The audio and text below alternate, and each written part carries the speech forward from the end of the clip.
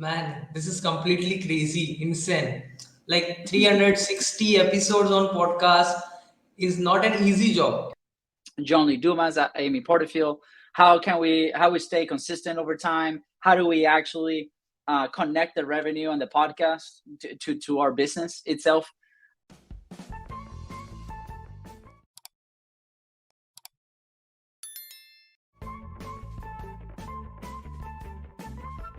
Hey guys, welcome to the Entrepreneurs Warrior Show. This is where we interview entrepreneurs, coaches, consultants who are expert into their niches and who are actually making an impact in the world. And in this amazing series of interview with us today, we have a super awesome guest with us. He is a co-founder of Bizbros. Bizbros are famous with one line, two marketing brother with the same name. They are hosting a podcast called Content is Profit. They help entrepreneurs to build and manage content framework, teams, and system. They are working with the companies like Red Bull, Chet Holmes International, F45 Fitness, and so on. So, without further ado, let's welcome Luis on the stage. Hey, Luis.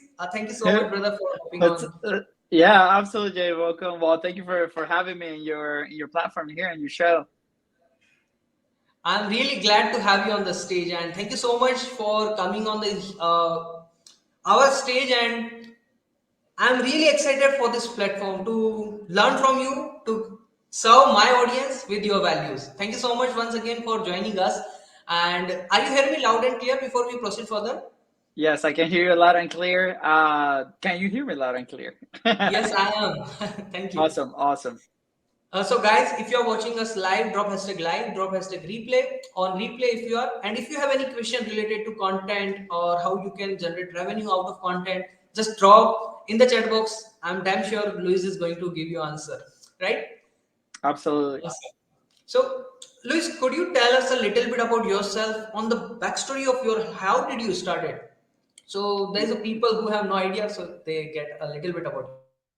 Yeah, no, absolutely. So, like Nilesh said, my name is Luis. I'm originally from Venezuela. I'm in the United States at the moment. We came here about 13 years ago now on soccer scholarship. So we love to play for the rest of the world football, for the US people soccer, and we're really looking for a way to come out of the country. Like it was just a very difficult political situation, and we're looking for opportunities, right? So the sport of football was our way out, and to make sure that we got there. So after a few years in college, we struggled to decide what to do. So me and my brother, we were both soccer players, and change of identity, right? Like there was like no more football. The possibility to go in pro, there was not anymore. And hello to everybody that's tuning in live. Thank you for coming on.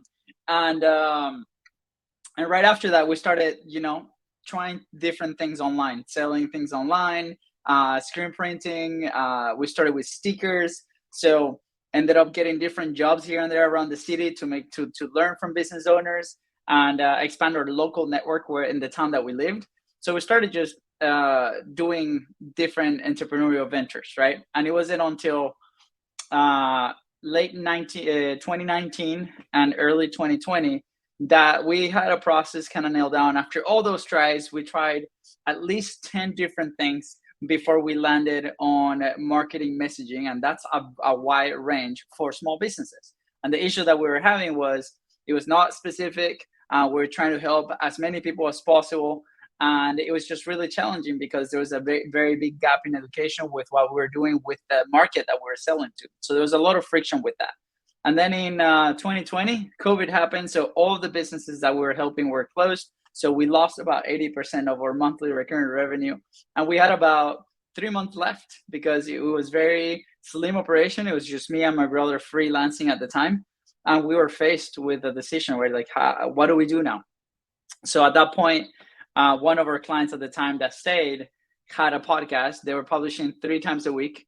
And we decided, hey, now we have time. This happened for us, not to us. Why don't we start a podcast ourselves, right? So that's what we did. We started our podcast called Content is Profit. I think we're in episode 360. We published live since, and then that's the start of what we have today. Man, this is completely crazy, insane. Like 360 episodes on podcast is not an easy job. If we can just see, it is consistently from 1 year. Like you are doing it from COVID, but if we calculate it 365 days in a year, so that means daily one podcast. If we just calculate it in that number way, right? It's insane. And my journey is also started in the COVID itself, so I can relate with you. Like, yeah, I figured it out. Like, COVID is something for so many people. It was a good and it was a bad as well. So yeah, but we find Absolutely. different, and it help us in different ways, and really I love. And from there, I also get to idea know that this podcast is something I can do, and that's the reason you are here. Absolutely. So, Absolutely. I'm yes, grateful for that. yeah, super. So you are mostly focused, you and your brother mostly focused towards content creation. Content is profit. So, and we are about to entering into the 2023. So what do you think? Which type of content or content strategy will work best in 2023, or the same content strategy will be continue in 2023? Is there any changes will be coming? What is Yeah. your thought? Yeah, absolutely. Good question. So we actually just released a couple episodes about marketing trends in 2023, right? And obviously at the top comes short form content. Now, with that said, right, I highly encourage everybody to go listen to it. We go up for about 30 minutes each episode, but Yeah. I want to do a preface of like how we got to where we are right now, being a part of the Hotspot Podcast Network with people like John Lee Dumas, Amy Porterfield. How we stay consistent over time? How do we actually connect the revenue on the podcast to our business itself? When we first started publishing, it was really challenging. A lot of people starting have a challenge staying consistent, trying to pick what is the platform that I really want to use. Should I blog? Should I do videos? Should I go YouTube first? And every single platform has their advantages, right? And we talk about something called the content ecosystem. And as a company, you should have a content ecosystem, right? Whether that's one platform or multiple, right? That's going to be based on something that we call the publishing pyramid, right? So at the very top, you have your resources, right? Like what are the things that you're investing in? Like what are the things, your team, your time, what are those things, right? And then right below that is like, how can you stay consistent based on those resources, right? So do you have a budget to make sure that you can deliver on your content 3 times a week like we do on the podcast platform, right? If you add a different platform next to the podcast, let's say a YouTube channel or shorts or different things, do you have the capacity to actually fulfill that consistently over a long period of time? Because content is a long-term game, right? And then right below that is your message, right? So what's the message that you want to put onto the world?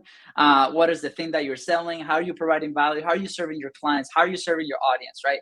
So once you have that clear now, right, based on that, on your own framework, on your own capacity, now you can look onto like, how do you do it? There's going to be always trends and things and predictions of like big influencers and these platforms. Every single platform is competing for your attention, just like you are competing for the attention of your audience, right? So obviously Facebook is going to release things for their platforms. Podcasting is going to release things for their platforms. So the biggest advice is look at these trends as a guiding post. So be like, okay, let's say short form video is something that's grabbing a lot of traction. I encourage you to try it out for about a month and be like, hey, can I actually sustain the creation on that platform for a month consistently, right?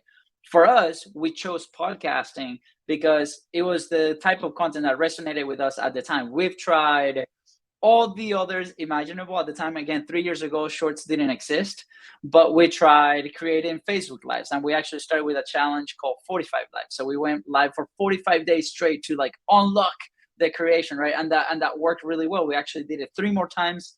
And then during the show as well. So there's some essence in that. We're like, how can we actually be consistent? And once we learn how we're comfortable publishing, then we lean into that. Now, here is my asterisk on podcasting, right? We record a video podcast. With a video podcast, you're going to have 30 minutes, 1 hour of amazing content. From there, you can still grab and be present on the other platforms. And then you can do your own spin as your company grows, as you assign resources. Let's say you do record that podcast, you assign editors, you assign different things that can enhance that. But if you're just starting out, I would recommend focus on the type of content that you feel good creating that you can actually deliver consistently if you don't have a team. And if you do have a team, then figure out a way on how you can leverage that piece of content.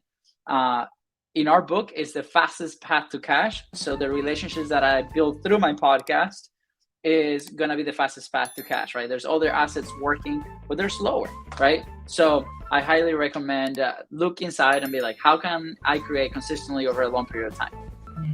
Awesome. I'll drop the link of your book as well in the description. Oh, thank you. Yeah. Awesome. Yeah.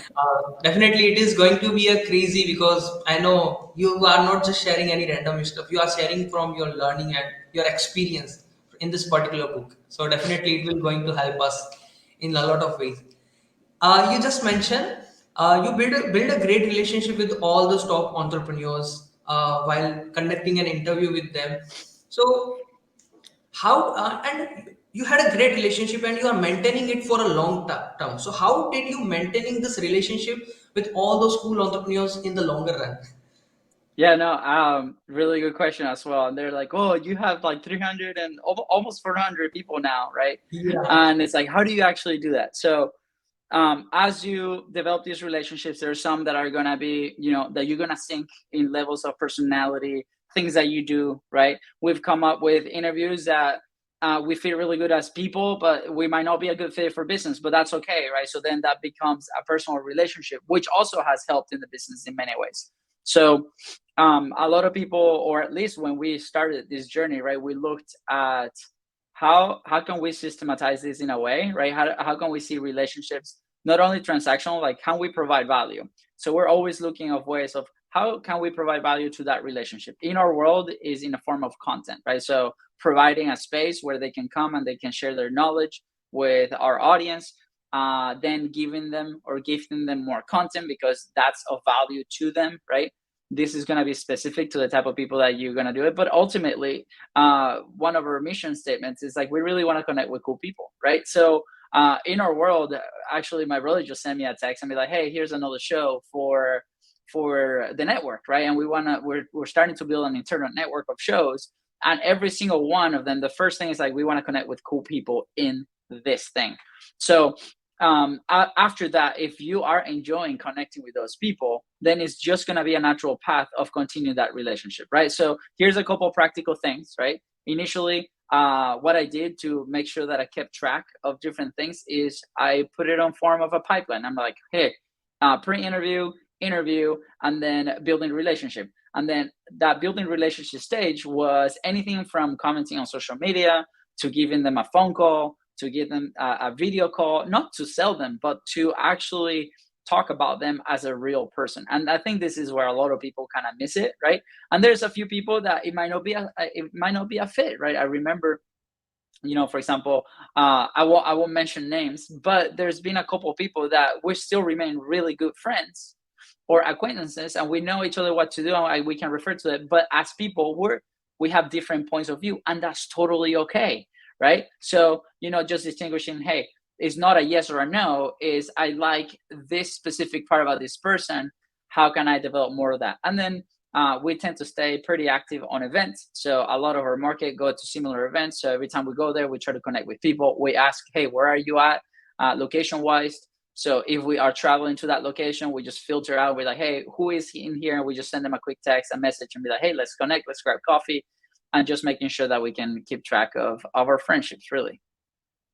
Man, this is completely insane advice just you shared with us. Because most of the time, what happened, we conduct an interview with someone, with ex top entrepreneur, and we are in their contact, but we are not calling them, as you just mentioned. Like, you can call them, you can meet with them in a person. This is something that most of the time we are not doing, and I'm also not doing it. So this is a mind opening for me as well. Thank you for this Absolutely. particular great advice just now giving, because it is a real human connection, and when the real human connection will increase, the chances of becoming a good friend to becoming everything is really great happening, right? Completely Yeah, amazing. absolutely. Yeah. So you did a 360 plus interviews, right? And you are also creating a monetization opportunity for you using the podcast itself. So is there any specific framework that you are using to create monetization opportunity, like step one, step two, as you just mentioned a little bit, but can you please brief? Yeah, absolutely. So it's been 3 years in development, right? And we ran across this framework by accident. So when we started the show, it was really, hey, every single person, every single mentor is like, you guys need to have some kind of platform. You guys need to create consistent. That's why we did the 45 Live before that. And then we're like, well, what's a better way, or in our eyes, right? What's a way that we can actually stay consistent? And for us, that answer was the podcast. It was easy to produce for us. We just didn't really have much preparation. We're okay being on camera. We're okay sharing our thoughts. We're okay with eventually our accents show up, which is totally fine. So a lot of people, when they start publishing, those are some of the barriers, right? We're okay with all of that. And then we're like, okay, after the first 20 episodes, it was just me and my brother documenting our experience, right? I highly recommend you go listen to those and then come back to the episodes today. They're very, very different. After those 20 episodes, we're like, man, we're running out of things to say. So either we need to learn more about this topic, right? We need to be involved, or we can also invite the people that we really want to connect with and learn from them. So that's what we started doing. We started bringing people initially from our network. We were in a coaching and a mastermind program at the time, so we brought people from there. Then we used that relationship to leverage and invite people that we were not directly connected to them. So we used our show as a way to connect, right, initially. And then what happened was, naturally, I think it was episode 30 or so, the person that came asked us, hey, what do you guys do? And we're like, oh, funny that you ask. Do you mind booking a time? Like right now, we're completely booked for the next hour or so, but we're happy to share the behind the scenes of what we do. And they were like, absolutely. So it came out very naturally, and we transitioned to that, and they became the first client out of the podcast. And soon after that, after the first 3 months, with triple sales, we were able to hire people, and then that became our go-to on how to do it. So we're like, oh wow, the way that this flowed was very natural, and that was an indicator for us to replicate that now after every single episode. Of course, it's not going to be 100%, but just a couple of days ago, I did an audit in the first 100 episodes, and the opt-in, so people that came to the show that said yes to a behind the scenes or a demo of the things that we do, was 75%. So for us, coming off 0% to 75% is a huge win. And I'm sure this stat, again, this is going to depend on industry and what you do, but it tends to be very high. And then from that 75% that came in, 25% became a client. So it happened very natural. And that's what we encourage. Now we actually going to release a program next year that's actually going to actually be teaching these things, right? So it's, hey, invite somebody to your podcast, to your platform, have an amazing conversation with them, build that relationship. And then after that, it's just, how do I transition them into the thing, right? So there's different things that you can say before, during, and after to do that. And then after that, behind the scenes, if it's a fit, right, it's going to happen just naturally. Wow, crazy. You just mention everything what you did, and you just share the real number, not any. I really loved it. Thank you so much, man. It's a Absolutely. real respect, guys. You are getting a real gold nugget here. Just drop if there is any specific gold nugget that you are getting. Just drop bulb on in the chat box, right? Right. So uh, at starting of this session you mentioned like people are not able to consistent with their publishing stuff. So why, what do you think, why they are not able to consistent with this particular specific thing? Is there any you are in the business from last quite 3-4 years, right? So what did you find from your experience, why they are not consistent enough? Yeah. I mean, there's a lot of lessons from our own personal experience, but there's also a lot of lessons from the people that we help, right? So the people that come and we do with the service, we're a production company on the back end. So they already have to be creating some kind of content, and then they use us because they have the resources to multiply that, right? Now, in the last year, we ran a pilot program where there's people that are starting a platform, right? And a lot of what we found is a lot of internal things, right? Like, I'm not sure I can do this because I don't know if I want to be the attractive character, right? So we've talked about a lot about this in the latest episodes, where somebody in your company needs to be that attractive character if you are going to become a media company. And we do believe that every single company needs to also be a media company, needs to control their message, right? So who's that person going to be? We have an example. One of our first clients here locally is a $300 million company at the moment, I believe. At the time when we started working with them, they were a $200 million company. And the CMO, he had 80 employees under him, and he was trying to delegate this role. And he was actually really good on camera. And then we're like, hey, Greg, why don't you conduct this thing? And you are the person that is in front of the camera. And he was like, he didn't really know that was the possibility, right? So we just needed to build a container, a framework on how he could operate in 4 hours a month so we could deliver all this content, right? So how do we create those spaces where you can be the attractive character to do that? And if it's not you for X reason, who in your company can take on that role to make sure that they can connect with people and build those relationships and start building on the back end. So internal is a massive one. A lot of it after the is lack of systems. So once they create, because people are so busy on like, what do I create? What do I say? There's a lot of time and resources spent on that. But once it's created, then it's like, well, we need to distribute this content, whether that's organically paid through an agency. Like, how do we do this?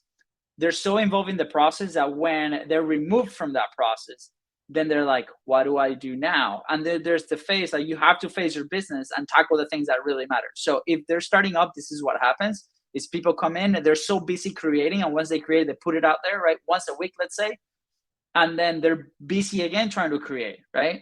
So if you delegate that process, or if you optimize that process, now you have more time, and then people are lost. I'm like, where do I need to focus more on our business? For us, it was very simple. We needed to focus on sales. We needed to make sales so we could pay the team and we could eat ourselves and eat, right? So we're like, perfect. We free all this time by hiring the team. Now let's do that. So it starts there. As you grow as a company, there's other issues that happen, and we can go into that. But initially, that's why people do not stay consistent. Yes, definitely. It is a again bulb-on ideas, insane ideas you just share because most of the time people have their own resistance. I'm not looking good. Why people are not listening? I publish. Yeah, this is a big thing. I publish 100 days.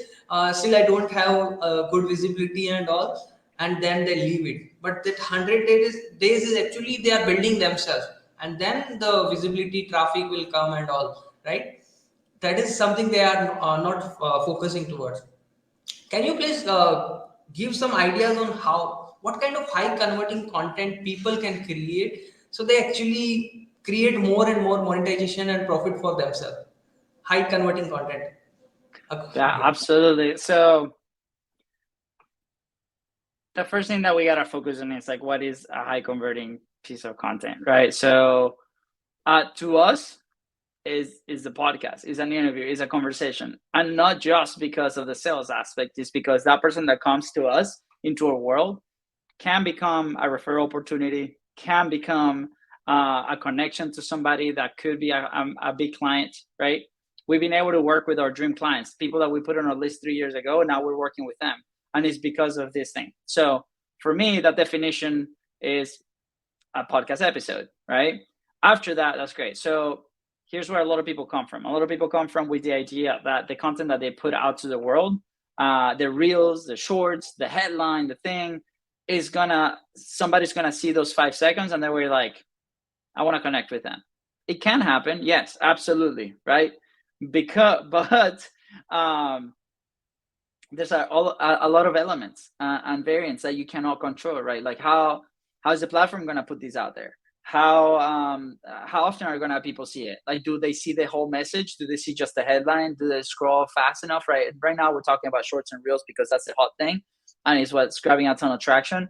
That content, yes, eventually is gonna move people into your offer. But if you're in the starting phase of like the business side of things, where you need cash, right? I would highly recommend focusing on a piece of content where you can collaborate with somebody that means an opportunity, whether that's a client, a referral, a testimonial, anything, because then you can leverage that to continue to do sales. Once you get to a point where you can start assigning resources to that system, right? Like an editing team, like a Facebook ads or TikTok ads team that can grab your pieces of content and put it out to the world, then there's other elements, right? It's not just the content. What happens if the people see that content, whether that's your podcast, your short form content, and they don't know where to go, right? They don't know the message. Initially, the first couple of years, we had that problem. People were looking at the podcast. That's what we decided with our content. We just promote the podcast because that's our highest lever, because we connect with other people, right? We just use it as a tool to connect with amazing relationships that we want to work with, but the connection with the revenue for us happens on the back end. Now, this is going to change moving forward at some point where we didn't have lower end converting tickets. Like somebody that see your clips is not going to convert into a $30,000 product, right? It's just not going to happen. So what happens is like those people, imagine like the big funnel, right? At the top, there's going to be awareness. How do I attract them, right? I talk about industry problems to trigger their attention, and then they're going to start coming down after they interact with you. They see multiple pieces of content, maybe they listen to a full episode, they educate themselves about who you are, what you do, and then they're like, yes, I actually have that problem that you solve, and move forward, right? So those are my thoughts around the topic. We can go off of this like for another hour, but initially I would highly encourage rethink of what high converting content is and how can you get faster to cash. Loved it, man. Definitely, it is a insane piece of advice and a mic drop right now you have. You just shared mic drop strategies. Thank you. Uh, you did work with the Red Bull, Chet Holmes International, and a lot of big brands, right? So you are getting opportunity to work with them because of your podcast, or is there any other strategy that you used? If because there is a people who also think that I also want to serve big industries, I also want to work with some big brands in the market. So how did you get this opportunity? Is there any step-by-step process or only podcast that you shared with us? Yeah, absolutely. Every single one of them has been a marketing or content opportunity. Some of them are from the podcast. Some of them are not from the podcast, are from before the podcast. So the media side of things that we do today, that's the 3-year-old company that we have. But before that, we've been doing this for almost 7 years now. So it's been quite a bit of time, right? So once we decided the path that we wanted to go, that's when the podcast became the vehicle. And the formula is the one that I mentioned earlier, is connect with them, bring them in. Just now I was actually listening to an interview with somebody that sits in the board of LinkedIn, right? And they've created the platform and they engineered the platform to avoid automatic connections, like a bot and engaging with a person, right? So they encourage people to people, and that's what a lot of companies are failing at, is because they are going to try and connect from a bot to another bot, right? And that's a transactional relationship. It's not a personal relationship. Yes, it does take time, but it's so much worth it, right? And I think it's because people are putting the attention in maybe the customers that don't have enough revenue, or maybe they don't have products to sell to. So somebody, I'll give you an example. We had a company that we had conversations with where their average sale was $1 million, right? So we asked the CEO, we're like, hey, if we are able to provide to you 52 very high quality opportunities, how much is that worth to you? What's your closing percentage? Or once you build that relationship? And he's like, well, I'm the one selling these things, so my closing percentage is more than 30%. I'm like, well, would you like to have $30 million in your bank account next year, right? And the opportunity was the same thing. It was a platform where at the same time you're building authority, you're building relevancy, you're building trust with the front end content, right? That content that you put out in the platforms. But on the back end, you're still connecting with that one person that could mean that $1 million deal. So a lot of people that are creating today, they don't have a higher ticket offer, or they don't have a higher ticket product where they can leverage like that. And so they focus on, and maybe it's because they don't know what they don't know. That's totally okay. We were there. We're like, how can I create content so I can sell a $7 ebook, right? Or how can I create content so I can sell, well, how many of those do we need to sell? And at what pace, at what velocity do we need to sell those to be able to pay ourselves, to be able to pay our team, to be able to like grow? And it's really challenging. So we decided, we flipped it. We're like, let's start at the high end, right? How do I actually attract these people? Is actually I go and get them, right? Yeah, definitely. It is kind of reverse engineering the stuff. How did you get it and follow the same process once again and do get another people as well, right? Yeah. So I'll share some example of the ones that we're working on. right now. We are working right now with on getting or enhancing the relationship with one of the biggest podcasting networks in the US. They have more than 400 podcasts. So this is this is an example, right? They are one relationship that could mean a lot of business for us because we serve people that create content. Some of those, maybe not all 400, but some of them will have businesses on the back end that can support what we do. So perfect. Instead of targeting individually each one of those 400 podcasts, I figured out, well, who's the person or how are they attached to this? And we brought the CEO, the CMO of the company. They've been on the show. We've talked, we built a relationship. And now we're in conversations to see like, how can we collaborate and how we can provide value to them if we are of service. And if we're far off, if they're like, you guys are not a fit because XYZ, now we can have a very honest conversation. It's like, are we really providing value? And that has happened multiple times in these conversations. It's because we talk to the person that's going to be using our product and they tell us yes or no, right? And when they say no, we ask why not, and they're going to tell us like, hey, you don't solve this and this and this problem. Perfect. That's an opportunity to get the product a lot better, right? And content is ever evolving, production is ever evolving, and those are the changes that we do every single time. So that's a very clear example on how we're using the platform to leverage one person to potentially 400 people that we could potentially sell, right? So hopefully that helps. Yes, it is. It is. And nailed it. You just nailed it, bro. So, are we not running out from time? I have like 5 more minutes. 5 more minutes. Okay. Okay. So this one question is something I want to ask you. You did an interview with 360 people, and they are not just normal people. They are running a big business, right? So, what is the one similar thing that you find in all those people, and what was your takeaways from this 360 people? Good question. There's a question that we ask at the end of every single interview, and it's like, where would you be if you did not publish? Right? Yeah. Every single person that has been there attributes their success or a very big part of their success to publishing in any way. It could be a book, it could be a podcast, it could be putting their message out there somehow. They all say if they haven't started to put in their message out there and connecting with the real people that they want to serve with, they wouldn't be where they are, right? And it's a very calculated question because that's exactly what we're trying to sell. We're selling the belief that people need to go publish, whether that's a podcast or a YouTube channel, whatever. It doesn't really matter, right? So that's one big takeaway. And then another trait that we really haven't really asked much is that they keep going, right? Not every single person has it all figured out. You know, is very interesting. We've had a few interviews where we come out and our perspective completely changed from that one person that came into the show. We thought they were at a level and they either surprised us and they're way bigger, or they surprised us and they're a little lower, right?